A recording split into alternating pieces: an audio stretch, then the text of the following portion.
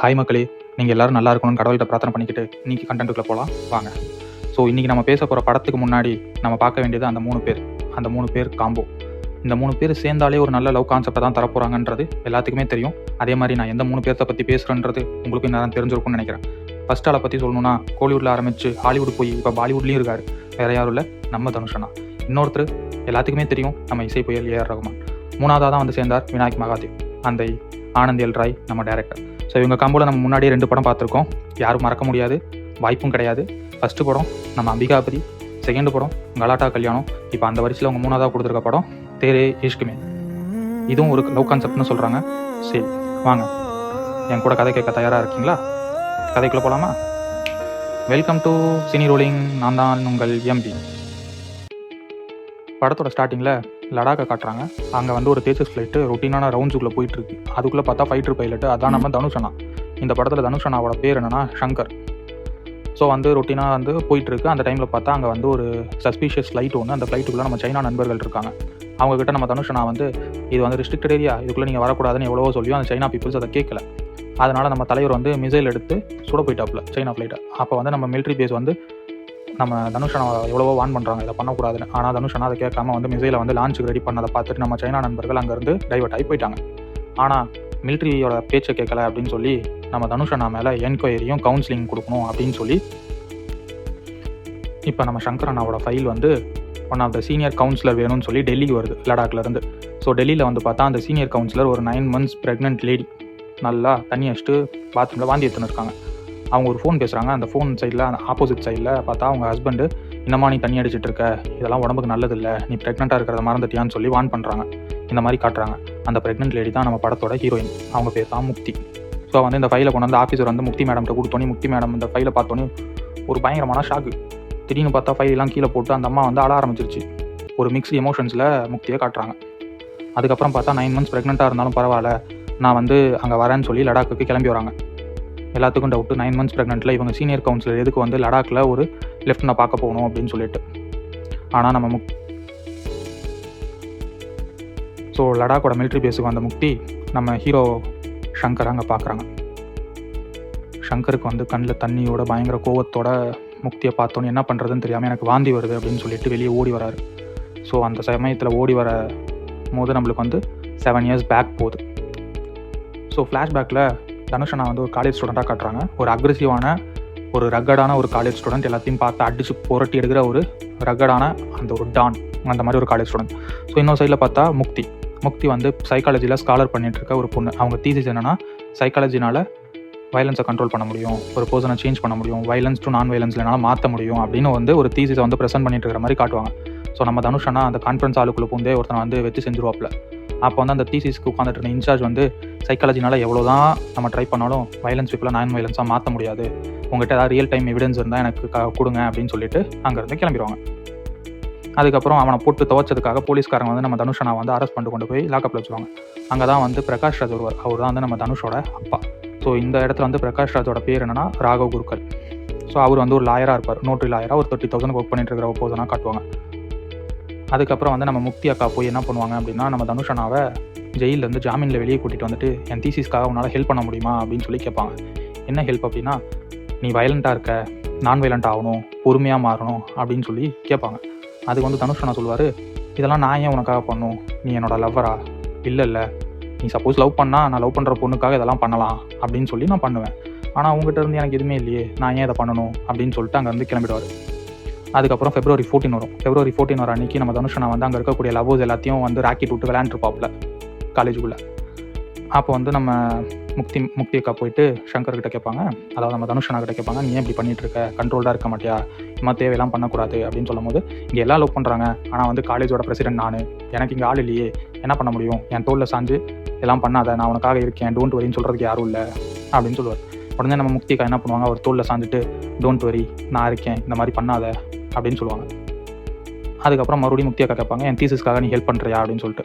அப்போ வந்து இவர் சொல்லுவார், நான் உன் தீசிஸ்க்காக ஹெல்ப் பண்ணுறேன், பட் நான் லவ் பண்ணிட்டேன் என்ன பண்ணுறது அப்படின்னு சொல்லும் போது தான் முக்தி அக்கா சொல்லுவாங்க, நான் இது ஓகே தான் பார்க்குறேன், எனக்கு லவ் வராது, பட் எனக்கு வந்துருச்சுன்னா அது வந்து ஹேண்டில் பண்ணிக்கோ அப்படின்னு சொல்லி 2 பேரும் ஒரு மியூச்சுவல் அண்டர்ஸ்டாண்டிங்கில் இந்த தீசிஸ்க்காக போவாங்க. அதாவது முக்திக்கு வந்து அவளோட தீசிஸை முடித்து அப்ரூவல் வாங்கணும்.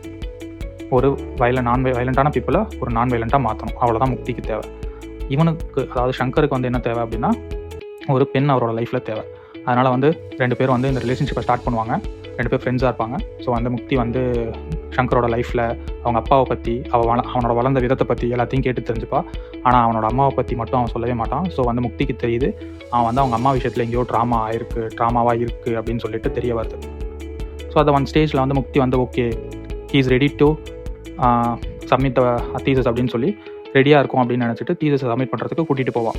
அப்போ வந்து இன்சார்ஜ் முன்னாடி வந்து தீசஸ் சப்மிட் பண்ணிட்டு இருக்கும் போது திடீர்னு வந்து சங்கரோட ஃப்ரெண்டை அடிச்சிட்டாங்க அப்படின்னு சொல்லி ஒரு கால் வரும். உடனே சங்கர் அங்கேருந்து பயங்கர வயலண்ட்டாக கிளம்பி போவார். ஸோ இன்சார்ஜ் வந்து உன்னால் இந்த தீசஸை கம்ப்ளீட் பண்ண முடியாது, this is what your thesis அப்படின்னு சொல்லி முக்திகிட்ட சொல்லிடுவாங்க. உடனே முக்தி வந்து அங்கே போயிட்டு பார்த்தா வழக்கம் போல் சங்கர் வந்து அங்கே போட்டு எல்லாத்தையும் அடிச்சுட்டு இருப்பான். அப்போ வந்து முக்தி கேட்பா, ஏன் இப்படி பண்ணுற, நான் சொல்லி கொடுத்த எதுவுமே உனக்கு புரியலையா அப்படின்னு சொல்லி கேட்கும் போது அவன் வந்து எதுக்காக இதை நான் பண்ணுறேன்னு தெரியல, எனக்கு போர் அடிக்குது, நான் இப்படி தான், என்னால் நல்லவனாக இருக்க முடியாதுன்னு சங்கர் சொல்லுவான். உடனே முக்தி வந்துட்டு நான் என்ன பண்ணணும்னு நீ நினைக்கிறேன், என்ன தான் வேணும் உனக்கு அப்படின்னும் போது, ஸோ இதுக்கு முன்னாடி வந்து சங்கரோட ஃப்ரெண்ட்ஸ் என்ன சொல்லுவாங்க, நீங்கள் 2 பேர் சேர்ந்துருக்கீங்க, ஒரு ஃபன் கூட இல்லையா அப்படின்னு சொல்லி கேட்கும் போது என் வந்து கேட்பான், எனக்கு ஃபன் பண்ணணும், வேறு ஒன்றும் இல்லை, ஐ நீட் அ ஃபன் அப்படின்னு சொல்லி சங்கர் சொல்லுவான். உடனே முக்தி வந்து நான் உனக்கு ஃபன் தரேன், ஆனால் இப்போ நீ அடி வாங்கன்னு சொல்லும் போது அந்த இன்சார்ஜ் முன்னாடி ஸோ வந்து she'll proof that he became as a non violent. So வந்து அந்த ஆப்போசிட் பர்சன்ஸ் அடிக்கும் போது சங்கர் வந்து அடி வாங்கிப்பார். ஸோ வந்து சங்கர் வந்து வயலண்ட்லேருந்து நான் வயலண்ட்டாக மாறிட்டான் அப்படின்னு சொல்லிட்டு இன்சார்ஜ் வந்து சொல்லுவாங்க, நினச்சிப்பாங்க, பட் சைன் பண்ண மாட்டாங்க. அப்போது அதுக்கப்புறம் வந்து முக்தி வந்து சங்கரை வந்து ஒரு 5 ஸ்டார் ஹோட்டலுக்கு கூட்டிகிட்டு போயிட்டு ரூம் போட்டு வா ஃபன் பண்ணலாம் அப்படின்னு கூப்பிடும் போது சங்கர் அங்கேருந்து வெளியே போயிட்டு நீ இதை ஒர்க்குக்காக பண்ணுற, ஸோ உன் ஒர்க்குக்காக நீ ஃபன் பண்ணலாம், ஆனால் நான் லவ் பண்ணுறேன், என் லவ்வில் இந்த ஃபன் வரல அப்படின்னு வந்து பயங்கர டீசெண்டாக நம்ம அண்ணா சொல்லிட்டு வெளியே வந்துடுவார். அந்த இடத்துல நம்மளுக்கு புரியும் அவர் வந்து லவ் பண்ணுறாரு முக்தியை அப்படின்னு சொல்லிட்டு. அப்போ வந்து முக்திக்கு வந்து ஒரு வாக்குறுதி கொடுப்பாரு, வித்தின் அ மந்தில் வந்து உன்னோட தீசஸ் வந்து அப்ரூவ் ஆகும், அதுக்கு நான் பொறுப்பு அப்படின்னு சொல்லிட்டு. ஸோ தனுஷனா சொன்ன மாதிரியே வந்து தனுஷனா வந்து ரொம்ப காம் ஆகிடுவார். ஸோ வந்து தீசிஸ்க்கு வந்து 1 மந்தில் வந்து போய் அப்ரூவல் கிடச்சிரும். ஸோ வந்து அவள் தீசிஸில் வந்து அப்ரூவ் ஆகிடுவா.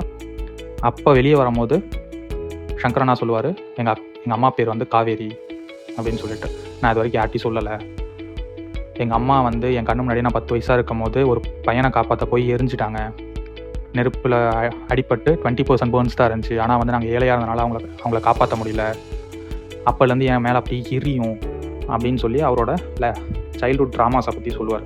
ஸோ ட்ராமாஸை பற்றி சொல்லிவிட்டு நான் அவங்க கூட இருக்கமோ நான் சேஃபாக ஃபீல் பண்ணுறேன் முக்தி, எனக்கு அந்த எரிச்சல் வந்து கம்மியாக இருக்குது, ஸோ நான் அவங்க கையில் நல்லா இருக்கேன் அப்படின்னு சொல்லி அவளோட வலையில் வந்து அப்படியே வந்து ஒரு பாசமாக பிடிப்பார். அந்த சமயத்தில் தான் அந்த பக்கத்துலேருந்து ஒரு வாய்ஸ், ஒரு முக்தி அப்படின்னு சொல்லி, அந்த வாய்ஸை கேட்டவொன்னையும் முக்தி வந்து இங்கே நம்ம தனுஷன் ஆக்டர்ந்து ஓடி அங்கே போய் ஹக் பண்ணிப்பான். அப்படியே கட் பண்ணால் இங்கே வந்து ப்ரெசென்ட்டுக்கு வந்துடுவாங்க. 2 பேரும் வந்து அங்கேருந்து வாமிட் வருதுன்னு சொல்லி ஓடி வந்த சங்கர் வந்து இங்கே வந்து ஒரு வாஷ்ரூமில் பயங்கர கோவத்தோட குத்திக்கிட்டு பார்த்துட்டு இருப்பாரு. ஆப்போசிட் வாஷ்ரூமில் பார்த்தா நம்ம ஹீரோயின் முக்தி வந்து வாமிட் எடுத்துகிட்டு இருப்பாங்க, ரத்தம் வாந்தி வரும், அதுக்கப்புறம் வந்து மூக்கில் வந்து ரத்தமாக ஊற்றும். ஸோ அதெல்லாம் தொடச்சிட்டு வெளியே வரும்போது 2 பேர் வாஷ்ரூம் கூட மீட் பண்ணிப்பாங்க. அப்போ வந்து முக்தி வந்து நான் உங்கள்கிட்ட பேசணும் அப்படின்னு சொல்லுவாங்க. ஸோ 2 பேர் பக்கத்தில் இருக்க கேண்டீனில் பேச ஸ்டார்ட் பண்ணுவாங்க. அப்போ வந்து முக்தி சொல்லுவா, நான் உன்னை எங்கேயோ தேடினேன், பட் எங்கேயுமே உன்னை கண்டுபிடிக்க முடியல அப்படின்னு முக்தி சொல்லுவா.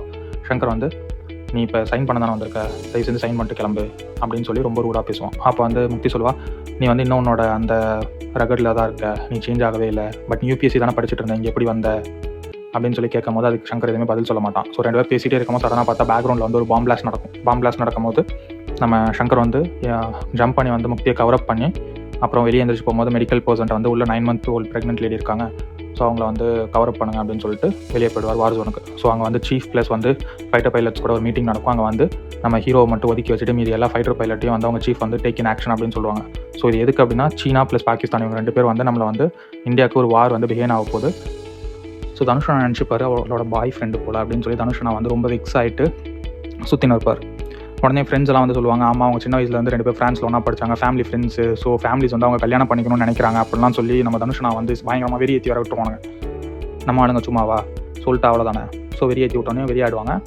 தனுஷன் என்ன பண்ணுவார்னா ஒரு வாட்டர் பாட்டில் வந்து பெட்ரோலை பிடிச்சிட்டு நேராக அவங்க 2 பேர் இந்த ரெஸ்டோ பாரில் போய் வச்சுட்டு ஏன் 2 பேருக்கு மேலேயும் பெட்ரோல் ஊற்றி விட்டுவார். அவன் மேலேயும் ஊற்றிப்பார், ஆப்போசிட்டில் இருந்த மேலேயும் ஊற்றி விட்டுட்டு உனக்கு நான் வேணுமா அவன் வேணுமா யார் வேணுமோ சொல்லு, இன்னொருத்தங்களை எரிச்சிடலாம் அப்படின்னு சொல்லிட்டு வெளியே வந்துடுவார்.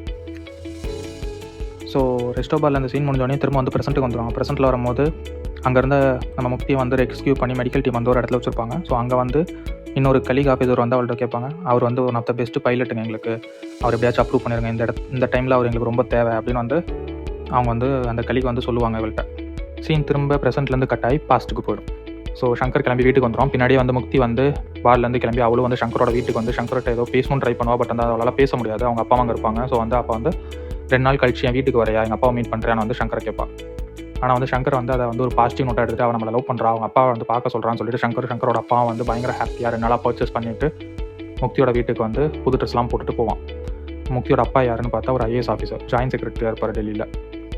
ஸோ வந்து அவரை போய் மீட் பண்ணும்போது அவர் வந்து நீ என்ன பண்ணுற, நீ வந்து என்னோட லெவலுக்கு இல்லை, ஸோ நீ வந்து ஒன்றுமே இல்லை அட்லீஸ்ட். அப்போ வந்து சங்கர் திரும்ப கேட்பான், அப்போ யாருக்கு உங்கள் பொண்ணை கல்யாணம் பண்ணி கொடுப்பீங்க, உங்களை மாதிரி ஆகுனா நான் என்ன பண்ணணும் அப்படின்னு சொல்லி கேட்கும்போது அதுக்கு வந்து IAS பண்ணணும். IASக்கு மொத்தம் 3 இருக்குது, ப்ரிலிம்ஸ் மெயின்ஸ் இன்டர்வியூன்னு இருக்குது. ஃபஸ்ட்டு அதில் நீ அட்லீஸ்ட் ப்ரிலிம்ஸை பாஸ் பண்ணிட்டு வா, அதுக்கப்புறம் நம்ம பேசுவோம் அப்படின்னு சொல்லிடுவார். சங்கர் வந்து அதை வந்து ஒரு சவாலாக எடுத்துகிட்டு அங்கேருந்து கிளம்பிடுவான். அப்போ வந்து அவன் வந்து முக்திகிட்ட சொல்லிட்டு போவான், நான் வந்து இந்த சவாலில் ஜெயிச்சுட்டு தான் உனக்கு நான் ஃபோன் பண்ணுவேன், அது வரைக்கும் என் ஃபோன்லேருந்து உங்கள் ஃபோனுக்கு வந்து கால் வராது, பட் அந்த கால் வரும்போது தயவு செஞ்சு எடு, மிஸ் பண்ணிடாத அப்படின்னு சொல்லிட்டு பேசிவிட்டு அவங்க அம்மாவோட பேங்கிள்ஸ் வந்து ரொம்ப சென்டிமெண்ட்டாக இருக்கும். அந்த பேங்கிள்ஸை வந்து எங்கள் அப்பா வந்து உங்கள்கிட்ட கொடுத்துட்டு வர சொன்னாருன்னு சொல்லி அவன் கையில் கொடுத்துட்டு அங்கேருந்து கிளம்புவான்.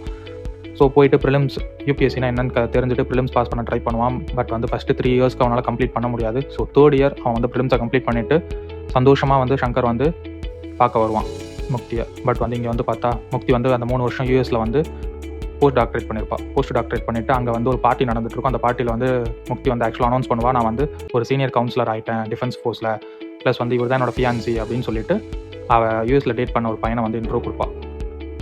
அதை பார்த்தா நம்ம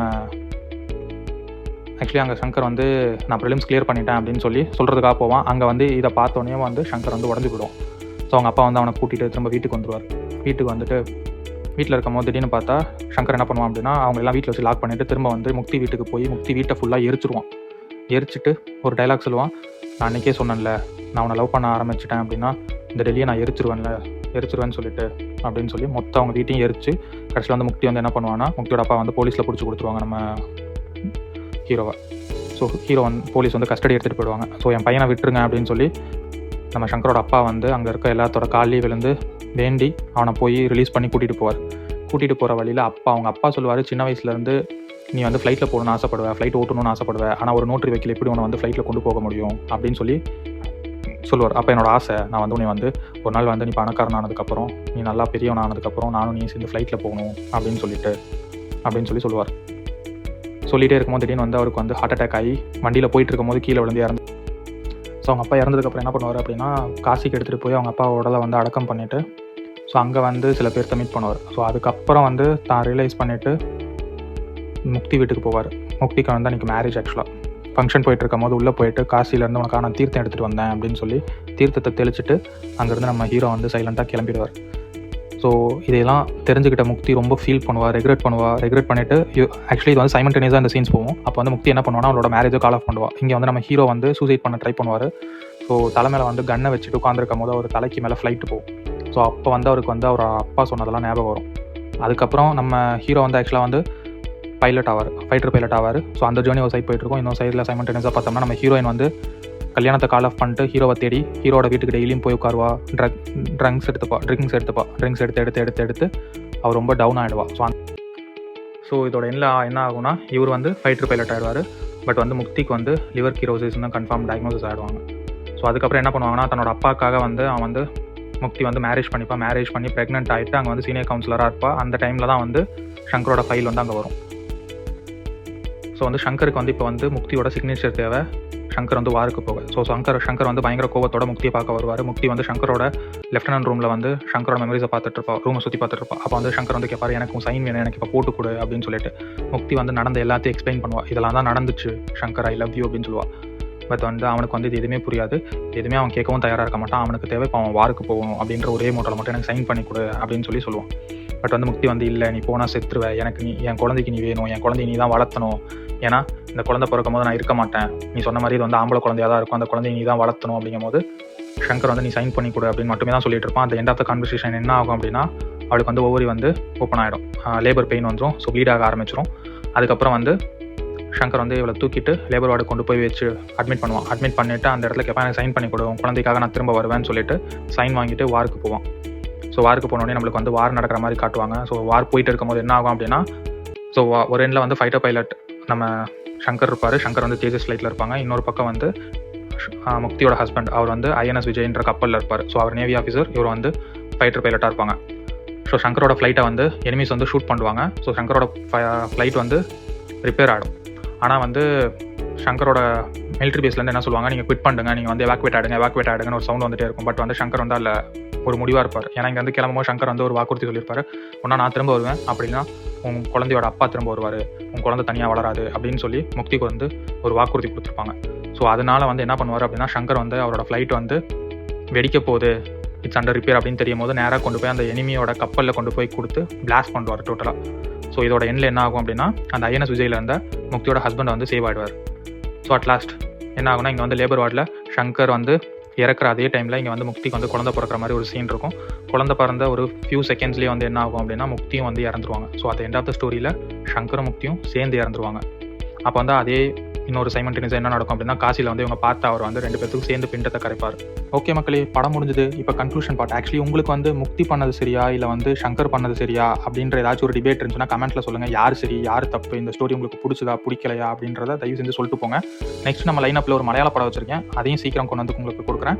அதுக்கு முன்னாடி இந்த மாதிரி வீடியோஸ் உங்களுக்கு வேணும் அப்படின்னா கமெண்ட் பண்ணுங்கள், ஷேர் பண்ணுங்கள், மறக்காமல் சப்ஸ்கிரைப் பண்ணுங்கள். அப்போ தான் நம்ம யூடியூபோட அல்காரிதம் இந்த மாதிரி மூவிஸை உங்களுக்கு கொண்டு வந்து கொடுக்கும். Thank you, have a great day, tata, bye bye.